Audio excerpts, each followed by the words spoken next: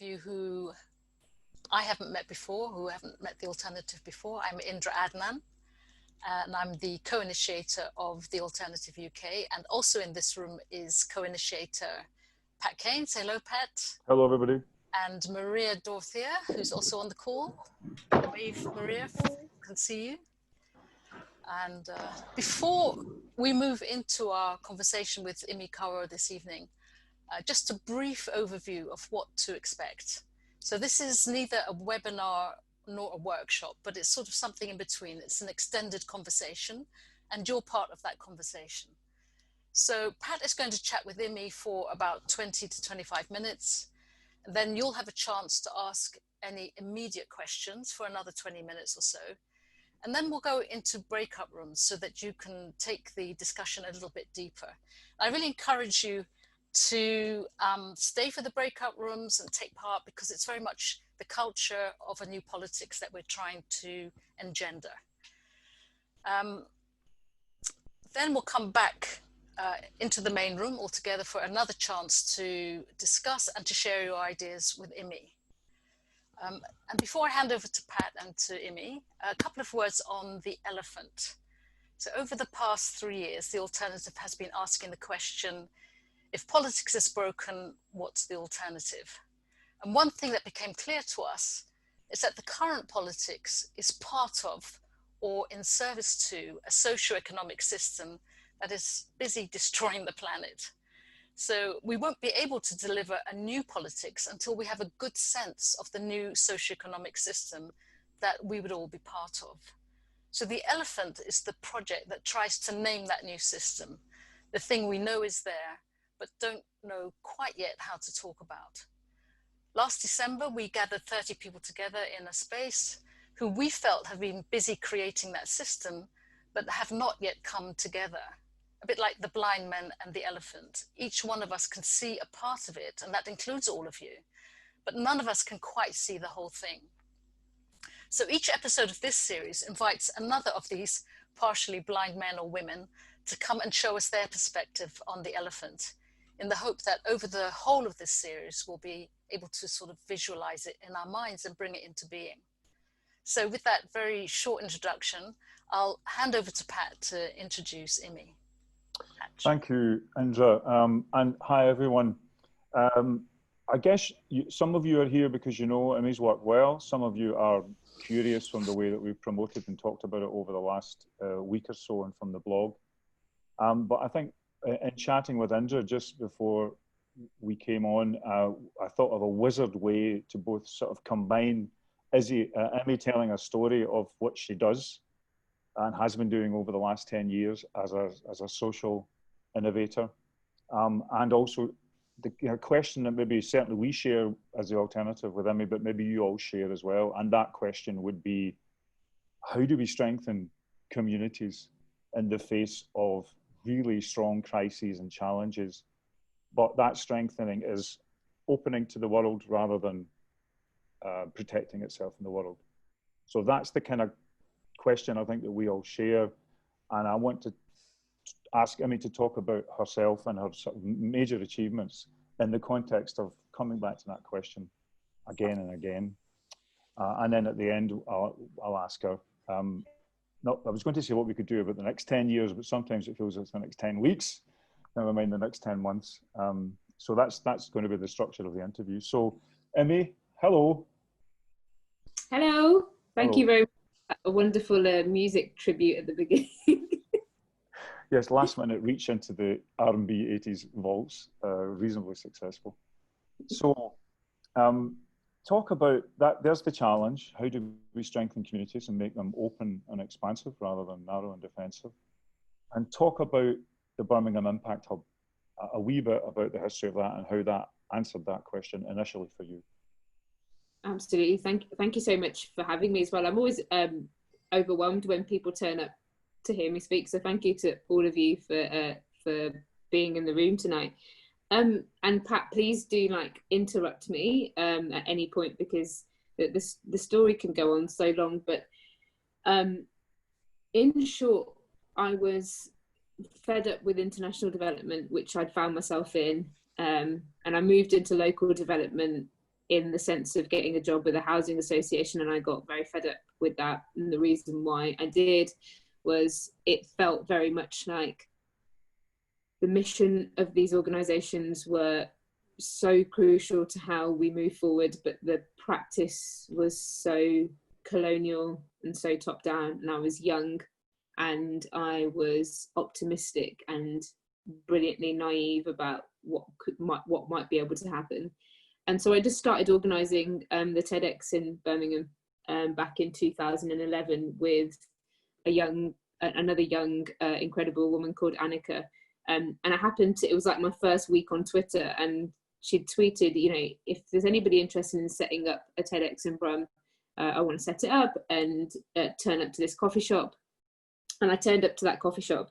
And I guess that's one thing that sort of signifies how the last 10 years have gone, really, because it was in those little moments where I did something that I completely had no clue about, that the world turned on its axis in our work. And, you know, it wasn't the most radical, TEDx isn't the most radical thing, but back then it was really interesting to see people coming together. And very, very quickly, what we found over the 9 years is we went from 1 or 2 people in a coffee shop to more than 2,500, consistently asking this question about what it means for citizens and residents to come together and really shape the city that we live in, which was Birmingham. And when I was younger, you know, there's this blog called Birmingham It's Not Shit. And sometimes if you look on Twitter, there's like a running joke forever that is always like, look, Birmingham is not shit, right? Like, and so when I was a kid, as a second, my parents were immigrants to the country. As a kid, I lived in quite a racist area. I had a great upbringing and family. Birmingham was a bit grotty. Your cousins were always like, oh, she's from Birmingham, right? There was no particular pride about being from there. And the most important thing for me, and I was taught it at school and everywhere, just get away from here, right? Get away, go chase the lights in London or wherever, but get out of here. So coming back and being with my family and my grandparents and finding myself back at home and organising this TEDx and suddenly seeing this groundswell of incredible people coming together was a game changer for us. And why that was a game changer was because 2 things had happened. I'd learnt by accident to hate where I was from. I learnt that getting away from there was the most important thing for success. But secondly, my education was more conservative than I realised, because at no point until I was 21 doing 22, 21 doing this TEDx had I realised that actually no one needs to give you permission to come together to do something. And I genuinely mean that. And I say this every time, because now when I look at 14, 15-year-olds, well, hell, I look at 6, 7-year-olds and, you know, they know they can get together and make something happen. And I find it absolutely bonkers that I was 22 and I thought this was a radical thing. So halfway through that, people started to say, what's next? What do we do with all this volunteer energy and TEDx every day? How do we turn it into an everyday movement? And that's when it was 2013, and this was another one of those bonkers moments, but it's a key moment in the story. I was standing in TEDx in Millennium Point in Birmingham, and I get a DM on my phone. I had my phone in my pocket, and because obviously I'm running a massive event, and I get a DM from a chap called Indy Johar. He says, I'm at TEDx, are you free for a coffee? And the reason why I paid attention to it was because not often that you see another Sikh person. I was like, who's this guy who's turned up to this TEDx and said, are you free for a coffee? And anyway, I was like, of course I'm not, I'm running a massive 2,000 person event.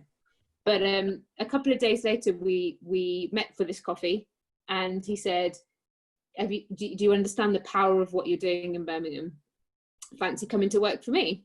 And showed me 00. I thought, okay, this looks cool. I was fed up in my job. I handed in my notice and off I trotted to 00. Another one of those bonkers decisions. But through this moment of taking these leaps and really leaning into what we'd started to build in Birmingham, and this question that people were asking, what was next? I discovered the Impact Hub, and we can talk later about the hub and why we've moved away from it and all of that. But we started to build what I would say was one of the most incredible things that I've ever been part of in my life. I went from having no idea how you build with people, alongside people, not waiting for this finished, final, beautiful product that you roll out and everybody walks in through the door, to running at that time one of Birmingham's biggest crowdfunders. We self-funded it, we self-built it through open source furniture called Open Desk.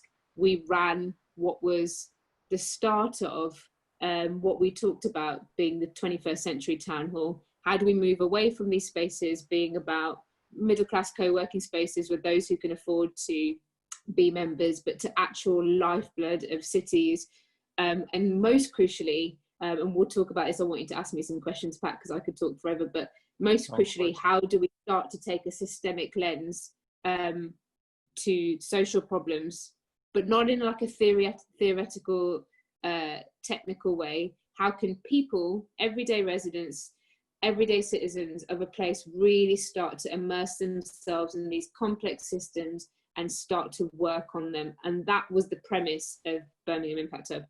You invited us to speak at something you were setting up called Radical Childcare. Mm-hmm. And it's beautifully simple. Measure a city by how well it looks after its kids, and all the indicators rise up, which is like a total bottle top way to talk about the systemic thing that you're aiming at. Yeah, absolutely.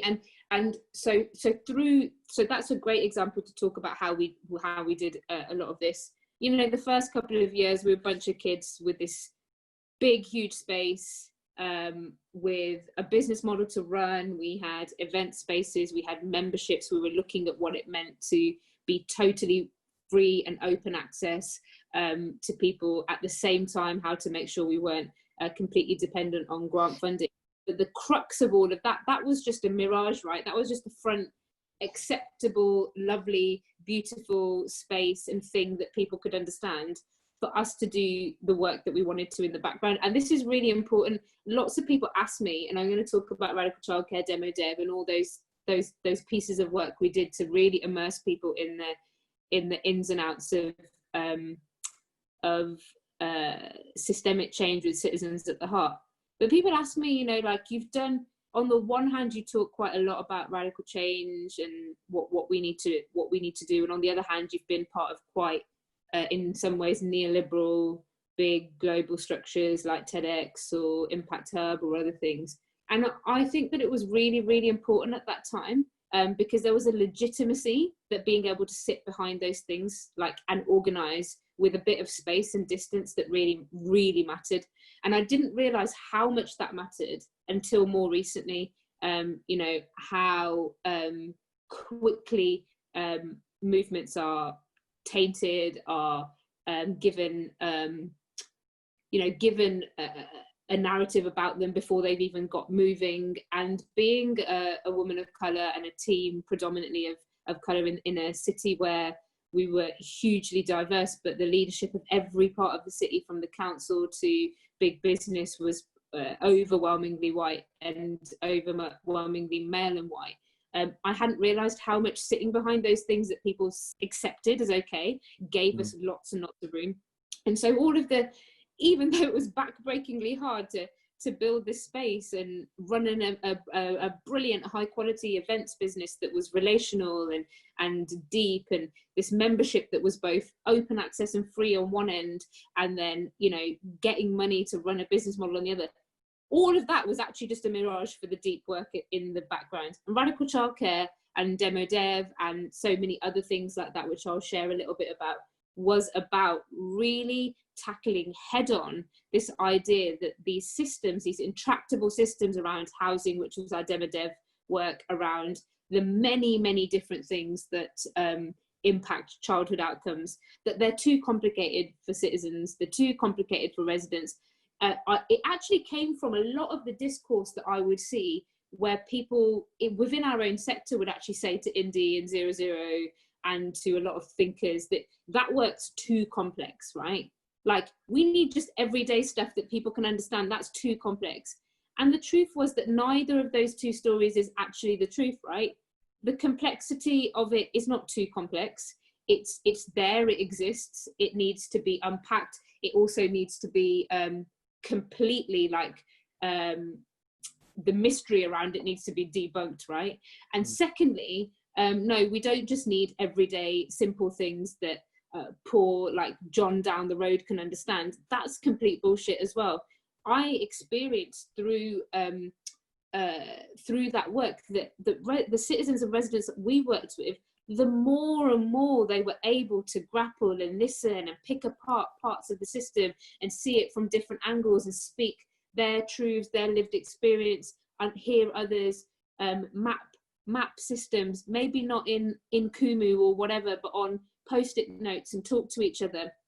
Actually, the more they were coming into this story, the more they understood it. And in Demo Dev, this was a piece of work around land, housing, small sites, and we can maybe talk about it later. And Radical Childcare was about this big picture about the many different things that impact childhood outcomes, from services to food, to air pollution, to well-being, to the hundreds of different things, instead of these stories that are very, this is why children aren't doing well now, or this is the one silver bullet we need. My experience was this thing that residents and citizens can't engage with, the stuff that think tanks in London do, is just absolute bonkers. Yeah. When we started to put people in rooms together, we started to see combinations of work that was so stunning, that I was absolutely convinced during those years that it would be possible at a neighbourhood scale, at a city scale, for us to completely overturn how change happens. I'm happy to talk about a practical example, but I also I know you're looking to come back, so. No, I want to just move. I want to use the device of, you keep addressing this question about how our community is rich and authentic, but also ambitious for itself, and actually ambitious for the world as well. Yeah. And just to say, I was in a room where exactly what you're talking about happened. The guy from Arup talking about a child-centered city, and the child carers nodding away and saying, yes, you've got that right, yes, you got that wrong. I was there, folks. Yeah. It happened. So that's a kind of great example of what you tried to do at Birmingham Impact Hub. And then you closed it, because things have to close sometimes, right? An arc happens because another arc is rising. Yeah. So you closed it, and then you opened up something else, which we'll call Civic Square. Yeah. Which sounds concrete, and it sounds as if it is a Civic Square, but it's actually probably a concept of a Civic Square as much as anything else. So talk about Civic Square a wee bit as what comes after Impact Hub, addressing the community question. And so we built the hub, we built the furniture, we fundraised it, we literally have our sleeves rolled up for 5 or 6 years, and we were right at the front. The directors remained operational, we remained deep and experimental in every which way that we possibly could. And lots of that is still available online. There's a piece of work that I think Cassie Robinson's leading at the moment called Stewarding Loss. And I think the last 2 years, I've realised really clearly that when it's the time to transition into something else, that confidence to say, this is great, but this is not the future. So we need to pivot now before it falls apart. So what was happening was that the Birmingham Impact Hub was incredibly well loved. There was deep emotion in the last year when it closed, but we took people on a journey from 2018 to end of 2019 about why closing the hub, leaving the network, stepping out of these high rent city centre was the most important thing to do in order to start building the next stage of this. And instead of letting it happen to us and getting into a battle with a landlord, getting into a battle of the politics of gentrification in the city centre, that actually what we needed to do is start to transition into what we had learned. And what I'd really learned at that stage through this work was, whilst the city was an interesting unit of change, the work that we were doing was going to be far more powerful at a neighbourhood level. The stuff that we had at the hub, the shared kitchens, the shared spaces, the the coffee shop, the open access, the work trade program, the incredible programming. It was powerful, but it was, people were coming from all over the city, and actually it was more peeing off the power as opposed to making them feel like this is the future. And I started to realize that we can't, this is not a battle we can win.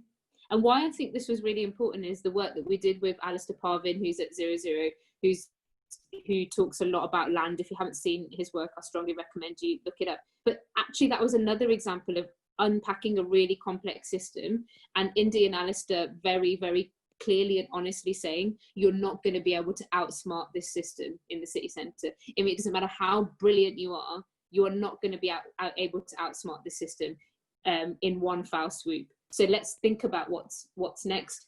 And so we decided to really go, Adrienne Marie Brown talks about it really, really well, about impact that's inch wide and a mile deep rather than a mile wide and an inch deep. And this, I'd thought about this a lot with our critiques of the sort of social startup system that had replicated like the tech monopolies and had this sort of social startups will save the world type narrative. And I was like, no, actually scale doesn't look like us building loads and loads of things and trying to influence a whole global network. What it looks like for us is to go into a place, go a mile deep, work really hard on that stack of the system, everything from what communities experience and want to be part of and love and enjoy, all the way to the dark matter of land and financing and all of that. And we need to go and build that into place. And so 2 years before we closed the hub, we already went on this journey. The way we built the hub, through co-design and co-build and co-finance, we started to pack it down like that, and it's still all on the website, and we're archiving it all because I feel like in the transition I haven't talked about that enough, because we're so quick to co-build everything, but we don't often understand that it takes that long to kind of unpack it as well. And I can see Cass from the hub, one of the hub members in this call, they can talk to you about how we actually did that. And so going through the emotional journey, the physical journey of unpacking it all was really crucial. And now that takes us to Civic Square. Civic Square's got 3 kind of key focuses. It is, there is a plan for a public square, a bold capital, regenerative capital project. And that isn't just because I love running spaces. I do, and I like to see old buildings come back to life, and I don't want for them to be demolished. I don't think, if I'm really honest, that's the most important part. If I could retrofit the public library system, I would do Civic Square like that. I don't have an ego towards that capital project because I think there are better ways to do it. But the public library system isn't up for grabs for people like me at the moment. Probably not even one library is, because we're not quite there yet in our public discourse. So you've got this capital project, and you can check all this out on civicsquare.cc. It's all very clearly laid out. Then you've got the second layer, which is this participatory and creative ecosystem, which is all about the everyday activities across a neighbourhood, very much inspired by the incredible work of Participatory City. I was lucky to work with Tessie maybe 7 years ago before the hub, as well as the role of artists, creators, activists across that as well. So we do a lot of programming work. So we don't just actively facilitate participation or create the spaces. We tend to go a step further to really make sure that the best speakers, writers, films, people, thinking is always at the fingertips of people, and it isn't this sort of high culture that you can't access or just a space for activism. And then you've got this third layer, which is the Neighbourhood Economics Lab. And that's where, and these are all interdependent, the way they play out isn't in this, like, there's the complex lab work, there's the nice cooking, they interplay in lots of ways. But the Neighbourhood Economics Lab is talking about a bunch of key things around land, around financing, around, we're working with Kate Rayworth on the Donut Economics Lab with a neighbourhood donut. We're starting to prototype a piece of work around the 20-minute neighbourhood. But ultimately what it looks at is this site of that is archetypal of many places across the country and across the world, we've got this big new development, lots of new homes, lots of cleaning up and hope and development of this brownfield land, and the developer thinks they're right and the council thinks they're right. You've got these old buildings, and then you've got this incredible community, Ladywood, Summerfield, full, convivial, historical, going to be priced out, high private rented sector, looked at as if it's a problem that needs to be solved because it's been, you could say all the words of socio-economic deprivation. I would say it's been purposely run down so it can be demolished, so that so it can be sold off to private developers. And what we're trying to do is find the space in between those two worlds, because actually neither one of those is the future either. And so that's the work that we're doing at Civic Square. Have we got about 10 minutes more, Indra? Yeah, is that possible? Yeah, I think you can take a bit more, get to the end of that. So I love this. I love this idea of Civic Square. It's this kind of frame on Google Earth that sort of travels around, finds somewhere that's an inch wide and a mile deep. So I think that's a good way to think about it. But so there you are. You're about to advance on the real world rather than just theorising about it. And then we know what happens, the infernal bug. So you had you were one of the people who responded to, and your organisation responded to this not just quickly but substantively, and which is the recent conference that you did. Amazing event, online event called the Conference, which had a kind of a theme of it, creating a department of dreams and using all the tools that we have here and using everything that we can lay our hands on digitally. But you pulled together the communities you're talking about and you got them to turn up. So talk a wee bit about that in the sort of last, and for the next 5 minutes, and then it's like, okay, and we'll talk to the tools for the future. But just talk a wee bit about how the Festival, the online festival, was a response from the thinking of Civic Square to this shutdown moment. Yeah, absolutely. So it was February 2020. We had just moved in, having closed the hub to the area, and there was this whole plan that you can see on the website. There was like 8 blogs of all the stuff that we were about to do, and then COVID happened, and suddenly we weren't far enough down the line with having access to spaces and ownership in the area in order to stay there. Even though we all live very, very closely, everybody was in their homes, and so everything had to change and pivot. And honestly, I had a conversation with Pat and Indra and Kate Rayworth and Roman Snarek a couple of weeks into lockdown, because I was just like, yo, I need some elders. Somebody tell me something. I need something. And I don't mean elders in age, I mean elders in wisdom, and just to be very clear, Pat. And we talked, and I realized in that moment what needed to happen. But I do want to say something just on this. My grandmother died very suddenly in the first month of lockdown, and it was devastating. It was dystopianly devastating for me in so many ways. Our communities couldn't come together. Our family couldn't come together. We couldn't grieve. The funeral was bizarre. The public discourse was bizarre. I was quite publicly grieving because I felt like I couldn't talk about it and have anyone around. I was in my flat by myself. And this was something combined with the conversation that I'd had with these guys that made me realize what needed to happen. In some way, I should have stopped and got into my bed and rested for a while. But there was something spiritual about what needed to happen, I think, because the discourse was divided in every way. And we know this from Brexit and from everything that we've heard and seen. And people were talking about the recovery. They were talking about, some people were talking about rest. Some people were talking about resistance. Some people were talking about revolution. There was all these different things. And everyone was trying to fight their corner.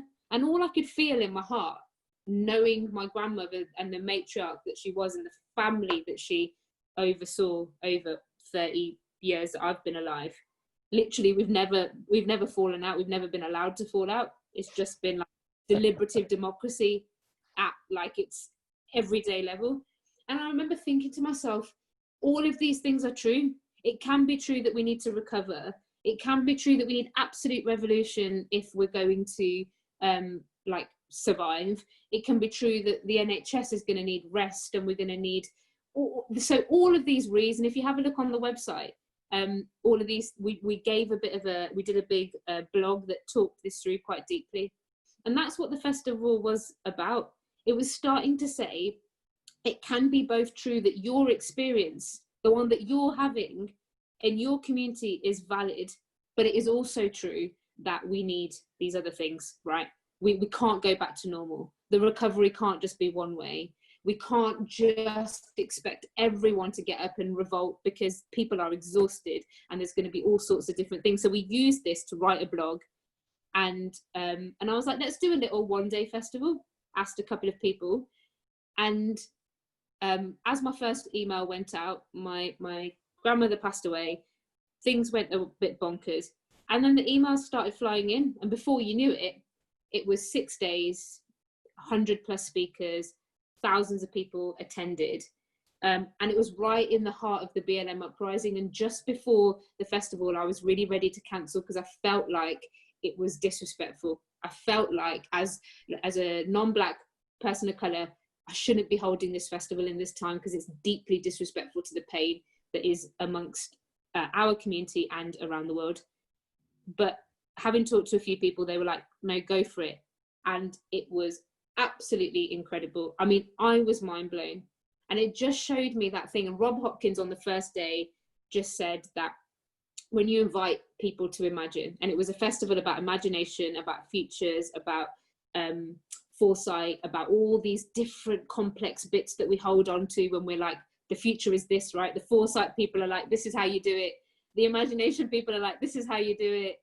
The systems people are like, this is how, and it's like, no, well, we know that none of these things are the only way to do it. And that's what the festival was about. We curated it in 3 sort of general buckets of people.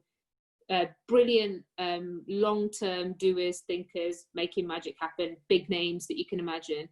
A chunk of people who've been working on the ground, doing incredible work for the last 5-10 years, and then upcoming future revolutionaries that we wanted to form in this conversation. And it was just that reminder. We know it all, right? We all know it in this always the space for imagination, for dreams, for hope, for collective design, for dreaming, and we needed to center that. And actually, every time I looked on my timeline and looked on the news, it didn't feel like it was the right thing to do. But going counter to that and putting on this festival was just absolutely incredible. And from there was a visceral kind of palpable feedback about what it had meant to people and what it had meant for their work and them going forward. We're going to do some more stuff, lots more stuff with it soon. But yeah, that's where that sort of story got to its peak during COVID. Okay. Listen, there was a last set of questions, but I'm going to just to confer with my co-initiator. I wonder whether we should leave them to after the breakouts, which are kind of what next, Immy, so that we can all kind of digest a bit. So would that be a good idea? And I think that's probably a good idea to do it. Yeah. So now would be the time to invite questions from the floor. If that's okay with you, Immy, if you're ready for that. And the suggestion is that if you have a question. If you have a question for Immy, would you just put your name into the chat box, because it's quite difficult to see all of you at once. Whoever gets their name into the chat box first now will be the first question, and we'd like you to ask your own question rather than read out from the chat box. So who has a first question for Immy? It's always difficult to put people on the spot. You're all on the spot now. Should I put on some more 80s R&B? No. Because if we don't have questions at this point, and maybe people would like to hear their own voices before that, we'll go into the breakout rooms. But hold on. We have a question from Hillary. No, from Alex, I think. Okay, so a question from Alex. Alex, would you like to come unmute yourself and ask a question?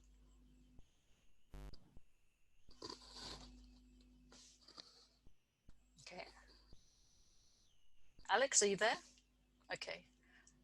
Maybe we'll ask Alex's question for him. So, Immy, what role do you think co-working can play now? Oh, that's coming from Bernie. Ah, that's the confusion. No. All right. What role do you think co-working can play now? Okay, so this is a good one because the funniest thing really about us setting up the hub was back in 2014, before we even set it up, we were like, co-working is dead. Like, for us, it wasn't a thing. And Bernie knows this. Bernie was like, you know, what we were building was not a co-working space at all, but we needed something to get started, to find a way to like fit in the landscape. Because the real estate model doesn't work for social change. It doesn't, you know, if you're extracting rents in any way for your business model, you're always going to have to do that, right? And so for us, that was super clear at that time. The idea for us was always about a bigger leap about how you finance civic infrastructure. Some of you might be able to resonate with some of this, but if you have a look, if you just Google Smart Commons by Dark Matter Labs, this was something that we're working on, about how you finance civic infrastructure. What I think the role of it is now, and we were saying it back then, the hub was just a cover to get started, to prototype, to develop, to organize ourselves around social problems and have proximity.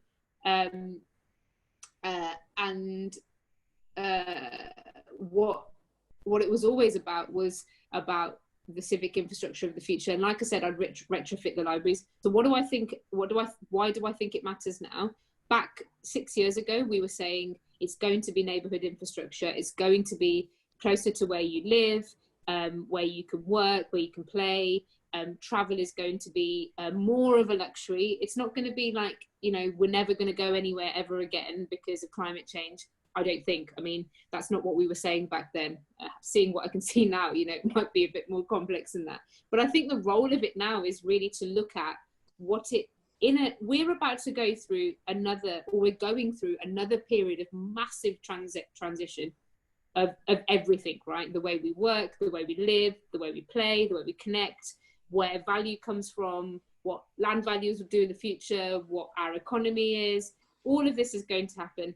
And Civic Square is built on this premise that in other times of huge transition, there were infrastructures that came into play, whether that's public, civic, private, whatever, NHS being one of them. Pat could talk about this a lot. But the one we were looking at, despite all his problems, was the Carnegie Libraries, was this 40 years of building of neighborhood, democratization of knowledge, so that at every corner, the everyday resident had access to knowledge, to, at that time, books were the key way, perhaps librarians, physical space.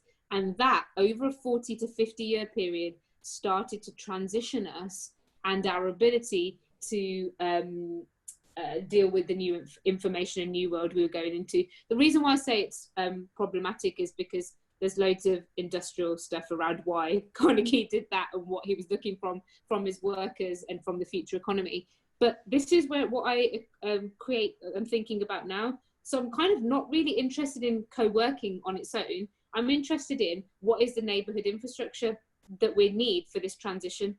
So it may be library of things, it may be maker spaces, it may be fab labs, it may be shared kitchens, it may be co-working, it may be workspace, play space, space to maintain, fix, whatever, and much more. If Indy was here, he'd talk about loads of other stuff around this. And so what I think the role of it is now is that we need to make our neighborhoods these really incredible, convivial, sustainable places that are not austere and not the place that you want to run away from, but the place that you can walk, cycle, easily move in your wheelchair or in whatever you need for access around, and you can have access to the majority of things that you need. And I've just seen a question where someone said, where's the finance coming from? So our idea on this is the Smart Commons idea is the next step in this. And really quickly, it's about land values, right? It's about the fact that we, as the public, as public goods, as common goods, create land value, right? And the way we do it is the land that the buildings at Civic Square is on right now is worth very little. The second it has planning permission, its land value will go up. We won't get a bit of that. The developers and the private house owners will pick up all the uplift. And in the Spark Commons, we talk about financial mechanisms where, just like a parish tax, but a more modern 21st century blockchain version of this, where you can start to capture some of that value back into public goods and create cycles of finance that sustain your neighbourhood infrastructure. There's quite a rigorous theoretical piece of work on that.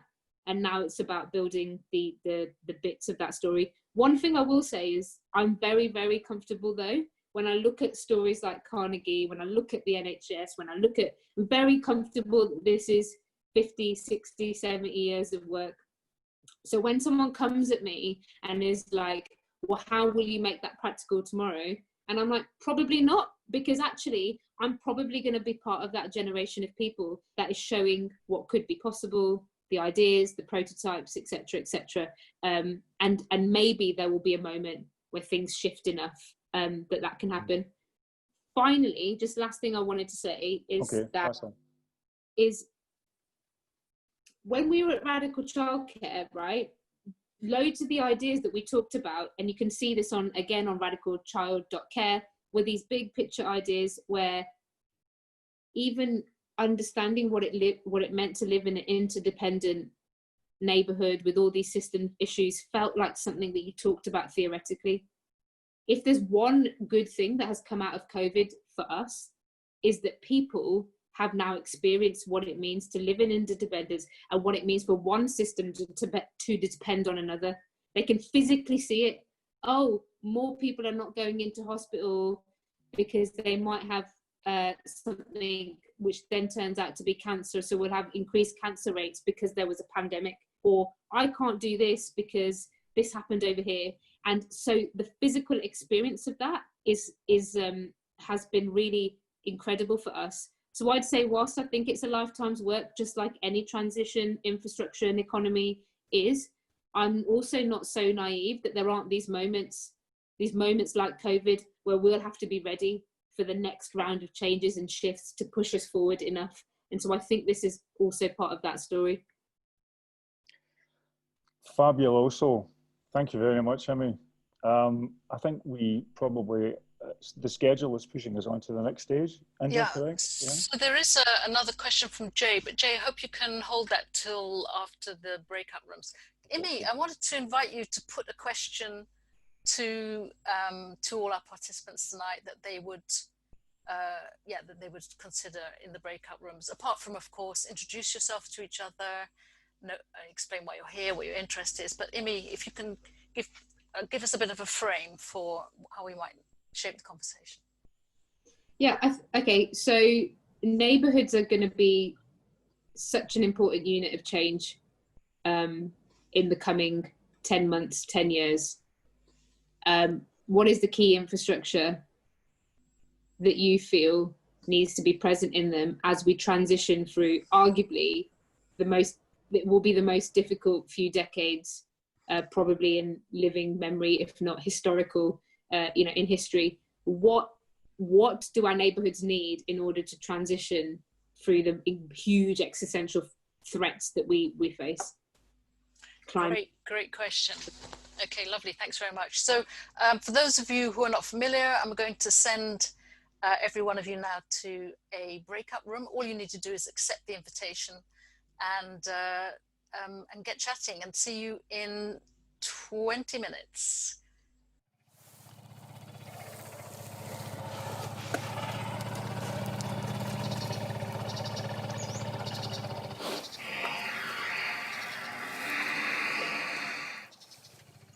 I hope you had a great chat, everyone. And we had a few questions stored up from before the breakout.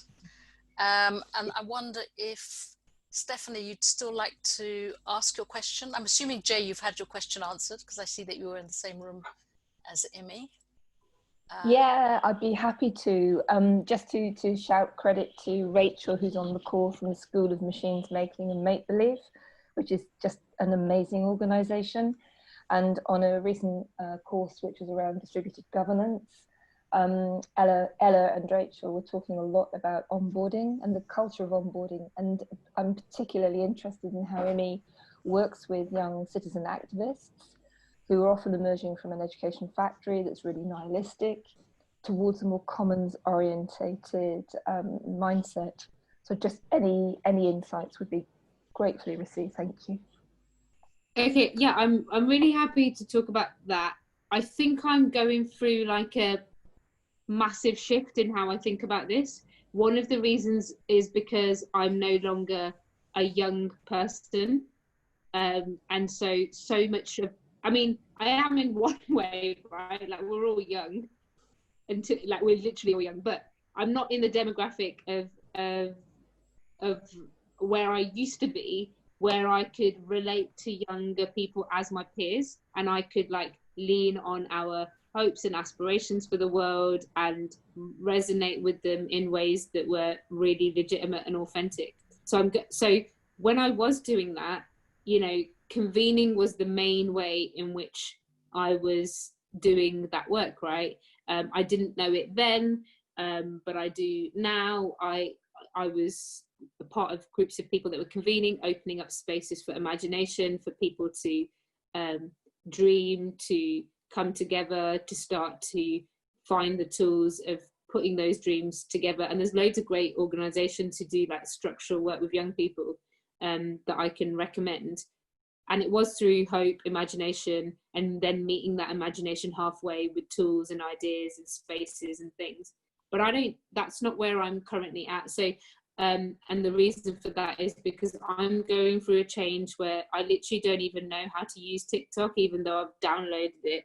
And I'm just like, I don't know what to do with it. And the minute I realized that I now no longer know how to use the thing that's the main thing young people are using, I know I'm kind of out of that space. But the interesting thing we're doing, so I'm part of this piece of work at the moment, it's all in the background because we're trying to figure out loads of stuff, right? But we're working on, we did this big piece of work, if you look on the Hub site, around small sites. My colleague Andy looked at land across the city that was small sites, that was ready to be developed by citizen builders because big developers couldn't get returns on it. And he put together a plan of how you could build, citizens could build wiki houses, and you could have these high quality Almere in Holland type community housing movements. And then it stalled a little bit, and an organisation in Bristol are doing great work with it called We Can Make. So you can see an example of this community housing and small sites in practice. Now, within this piece of work, we started to see some really interesting leverage points working with Dark Matter, with Open Systems Lab, where you could take small sites, you could take modern forms of construction, you could take the fact that we need to retrofit millions of homes very, very quickly. You could take the fact that jobs and skills and young people are going to face multiple crises, of which what is my role in making sure the tools, the ideas, the opportunities are available for young people to be able to start acting on the issues that we know are really important to them. Because actually what I realize is being consistently consulted as a young person, or what do you want to see? What do you want to do? Like, it's fine if I say, oh, well, I want more affordable housing, right? And at 16, I didn't know that the land system is completely stacked up against me. So I spent 10 years going, oh, I've got this utopian vision that literally can't happen unless I've got some like magic wand to do mass land reform. And so even seeing what happened with the Jeremy Corbyn movement and seeing how much hope had got built up and then dissipated, I'm now thinking about what is my role in the system to create more opportunities for young people who I know will consistently talk about jobs, opportunities, the future, climate, to actually put those ideas into practice and maybe build their first home or understand the land system or organize their first thing and get on it there. But I think that I'm trying to focus now much more on being honest with them, not crushing hopes by saying these systems are stacked against you, but by being honest and actually respecting the humanity in them, where they will understand this, they will know they're so freaking smart that they, if they know about the complexity and the mess of the land system at 16, that hopefully by 25 and by 35 they'll be miles down the road than I was. So instead of sort of just kind of, you know, trying to do nice things and asking their views, I'm really interested in what it means to get directly into those challenges. So that piece of work I'm happy to share when we're a bit further ahead, just because we're doing all the messy stuff behind. I want to get to a point where the young people that we've worked with or we know are talking about all of these big challenges in the future, instead of feeling completely crushed by the weight of how you get stuff done, can get right involved. They can potentially look at land, they can understand the system, they can be part of building, they can think about retrofit, they can practically get their hands dirty with affecting the system. Now, I'm not saying at all this is the answer, and this is one of the ways that reasons why we work in such an ecosystem way with 00, Dark Matter, all these other people, because every time I talk about the neighbourhood level or the practical level, there's a whole nother story of massive change that has to happen globally and nationally and in policy and in all these things. So I never talk about these things in isolation, but what I am more confident about is my skills, my role in the system and what I'm able to bring together. So I think it's not just about asking their views and getting them to do a little project. I think it's getting right into the heart of, like, let's really trust them with the big issues and co-build alongside them. And if we can't do the co-building, let's uncover the opportunities and hand it over to see what they might do, because they can't do any worse than us. Great. Jamie, did you want to ask a question? Jamie Bristol? I think I had a no, are you cool? Listen, can I bring something from my group, Emmy, which was a really interesting point and really focused on your question. What do you think of it? What do we need to bring to the neighbourhood level? And basically what people were saying is that community is quite difficult. You know, you might move into a community and find that immediately your immediate environment is not so friendly.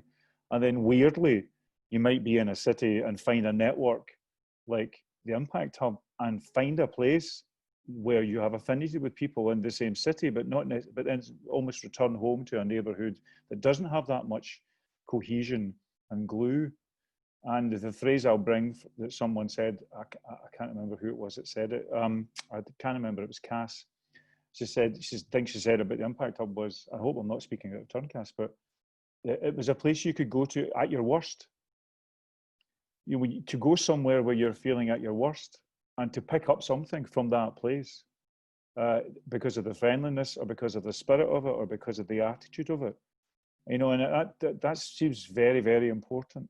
You know, and that kind of maybe comes back to the question, which was maybe that we saved up from the first half, which is, you know, what's the mindset that helps you perceive these possibilities and gives you a resource to take on the next 10 weeks, 10 months, 5 years, 10 years. And if you have any thoughts on that, but particularly on that motivational, emotional energy element that's required. I'm really glad you brought this up, because look, the thing is, the reason why the hub was like the hub was not because of some magic that network was in a particular part of the city that was perfect for all these things. It really wasn't, right? And this is where I go back to what I'm driven by, and the death of my grandmother recently. Like, deliberative, connected, familial community life, being in relationship with people is freaking hard work. Whether that's your family and the 30, 35 of us that are in my family that have been through so much, right? it's really hard work. It's not easy work. It's not all beautiful work. It's not all full of joy. You don't always have the energy for all of it. But actually rolling your sleeves and showing up every day and being proximate and creating spaces and finding ways to deal with the horrendous, heartbreaking things that we go through and the brilliant, joyous things that we experience and everything in between is really difficult work. So often against the tide, I would, and my team would, and our community would be investing in that all the time. And because it was started like that, and I showed up, and then the founders showed up, and the initial community did, and then many years later, people like Cass joined at some of the worst time in their life, which they've talked about publicly. So I'm sure they would be happy to, if you wanted to look up their work, Navigating the Wilderness. It meant that when this community was there for them, they in turn now are there and nurturing that even further. So it's fine to say that I live somewhere where I don't resonate with my neighbours, but it's okay because over at Civic Square or in Impact Hub, it's great because all the people are like me and it's wonderful. But this is actually the core reason why, one of the core reasons why I really wanted to move into the neighbourhood, because it's damn hard just to stay like in love with your own family, right? Where you're bound by blood, and you know, if you have a mum like mine, she's like kicking your ass if you fall out, and she's locking you in rooms to make sure that you make friends with whoever you've fallen out with. To do this at a neighbourhood level and to deliberate and to go through the joy, the peaks, the troughs, the challenges, to navigate and say it is both true that you are needing a food parcel today to survive tomorrow, and that we've got air pollution that is killing our kids that we can't see. All these different things are true. At one point, you know, there'll be grief and joy, and all these things will happen in multiplicity. This is the crux of life, right? This is how we're going to have to figure out to be together. Now, I would say the comfortable thing for me to do is to stay within my family, is to stay within Impact Hub, because I put in the work there and people know, and we get on, and we're all on the sort of same side of politics, and we kind of all generally will, you know, agree on stuff. That was the easy thing to do. So every time I feel like, oh, these are my people, in a way I'm kind of like, yeah, that's cool, but that isn't all of the work, right? Now, I'm not saying that it means I keep putting myself in spaces that are racist or that are trying to literally dehumanize me.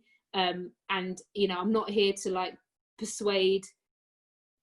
spend my whole life persuading people who don't want to see the humanity in me that they should. But at the same time, I think that work of networks, and to say that I don't really resonate with my neighborhood, or I don't really, well, that's the start, isn't it? Because it was in my city, I didn't resonate with it. I wanted to leave it. I hated it. And 10 years later, I'm absolutely in love with it. I'm not saying that everybody is in a position where they can do that. But if you can't start it on your doorstep, if you can't think, okay, I can't do anything, but I can galvanize my household and we can do this. Okay, if I can do my household, maybe I can do me and my two neighbors. And maybe the three of you can then do your street. And maybe those streets can then do all the other way around. If you're in Indy Johar and he's like, you know, I don't think I can do that, Immy, but you know what? Let me go and put the big frame of the world, of nations, and then we'll work together. Like, all of these things are valuable, but you have to find where. Bianca Wiley did a great talk in the Department of Dreams. I really recommend you listen to it when the recordings are out in a couple of weeks, because she talked about, because we were in the middle of the BLM uprising, and she was like, you don't need to talk about terms you just learnt last week and now you suddenly need to start being an expert in it. You have to dig in to where your skills are, where your legitimacy is, and be flexible enough to move and change and respond. but actually you really need to know what you're about. And one of the things I learned from working so closely with Indy is actually that we agreed on so much, but our skills were so different.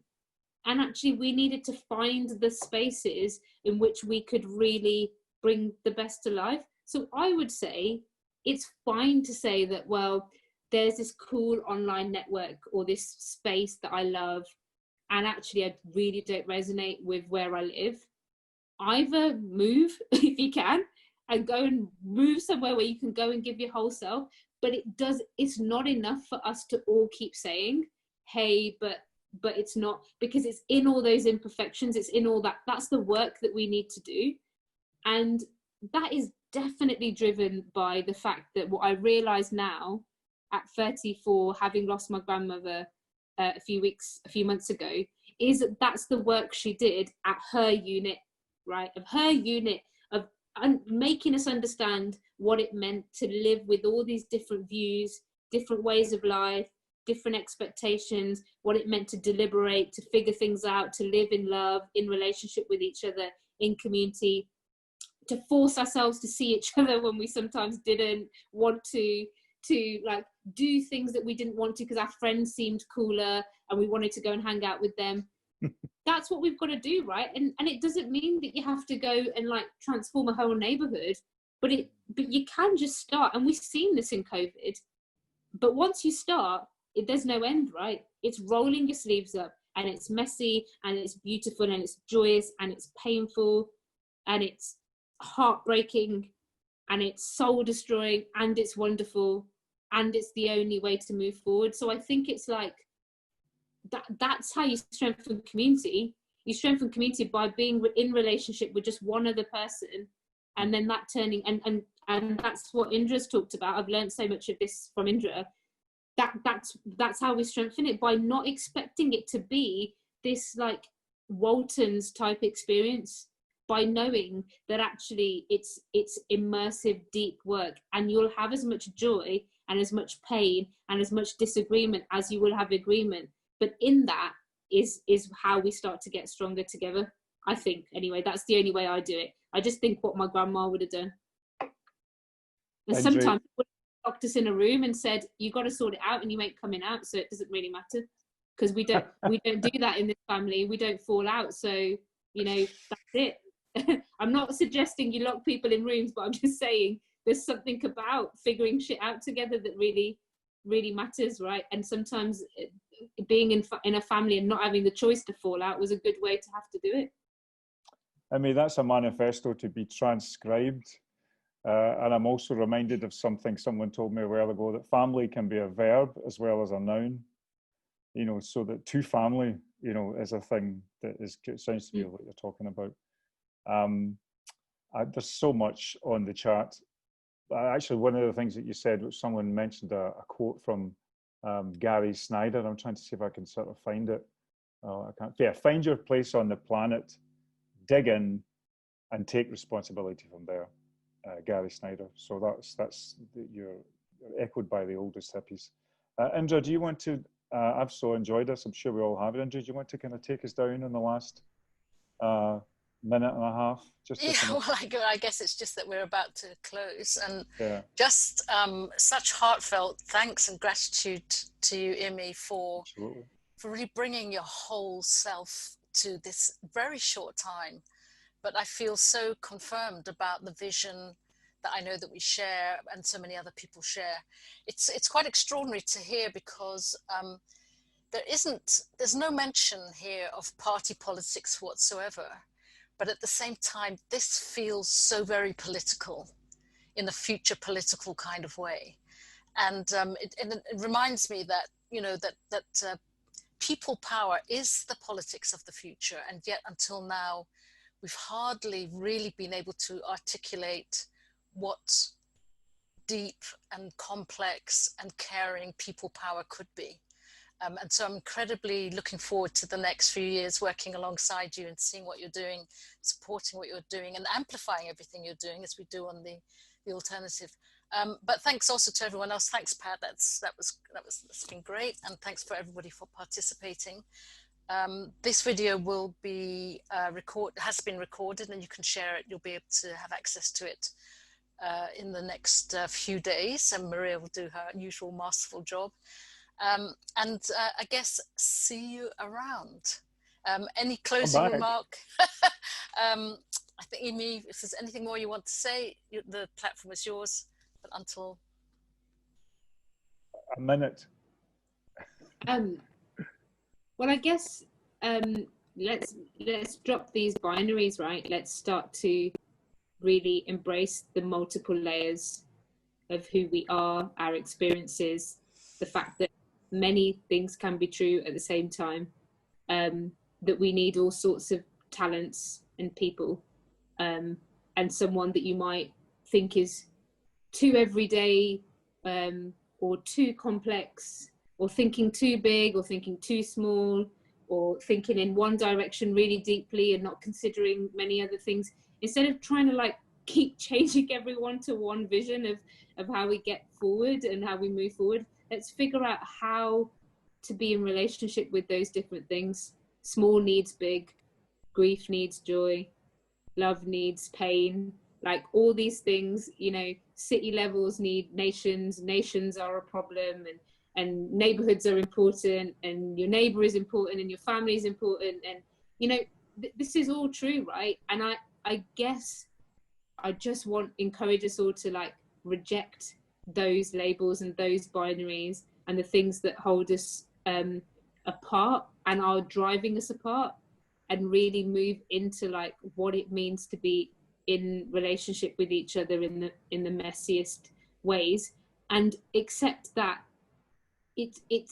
we've got mega stuff that we need to shift, and that is true, but we don't do it by denying someone else's humanity of what their reality is. Instead, we put those building blocks together, and we start to like, and obviously I'm not encouraging us to move into abuse or harm, or, you know, be in relationship with people that don't want us to exist. But what I'm saying is, if it's a little bit difficult, it's probably the right thing to do. And I make it sound like it's so easy, but it's not, right? The last 10 years, like I have cried more tears and felt more anxiety and hurt more than I ever have, because people's stuff is difficult, because we're encouraged to imagine the worst of each other and the worst possible outcome and the worst possible thing. And that is hard when you put your head above the parapet, but at the same time, it's been the most joyous and incredible work ever. So I just want you to like show up for each other, show up for the work, show up for anyone who's putting their head above the parapet, and keep bringing it strength. And if the best thing you can do is go into relationship with another person in these next few weeks in a really deep way and start to do something powerful, it'll become infectious. And that's all the hub was. That's all it was. It was just one to one to one, and carrying on, letting that grow. But yeah, I just want to say thank you for the time. It's been so beautiful. Amen, sister. Amen. Thanks, everyone. Thank you. Show your appreciation. Wave. Thank you. It's wonderful. And next time from the Alternative UK, all of us, thanks very much. Goodbye. Thank you. Thank you. Goodbye. Thank you so much. Thanks, everyone. Peace. Bye. Bye.